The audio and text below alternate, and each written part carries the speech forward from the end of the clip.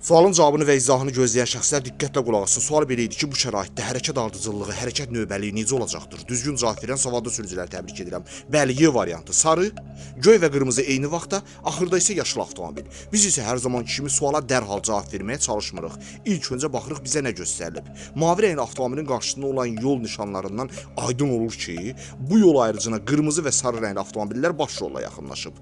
Göy rəngli avtomobil ikinci dərəcəli yolla, yaşıl rəngli avtomobil isə ümumiyyətlə yolda deyil, bitçik ərazidən çıxır. Ona görə yaşıl avtomobili saxlayacağıq ən axıra.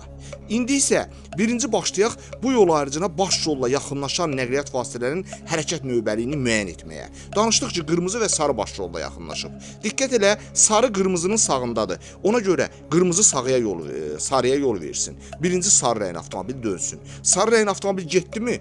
Qırmızı ilə göy rəngli avtomobil eyni vaxtda gedə bilər də, çünki bunların hərəkət trayektoriyaları kəsişmir. Bəzi sürücülər düşünür ki, göy avtomobilin sağında yaşıl var, sağına yol verməlidir. Unutmayın, göy rəngli avtomobil bu yol ayrıcına bəli ikinci dərəcəli yolla yaxınlaşıb. Yaşıl rəngli avtomobil isə ümumiyyətlə ərazidən çıxır.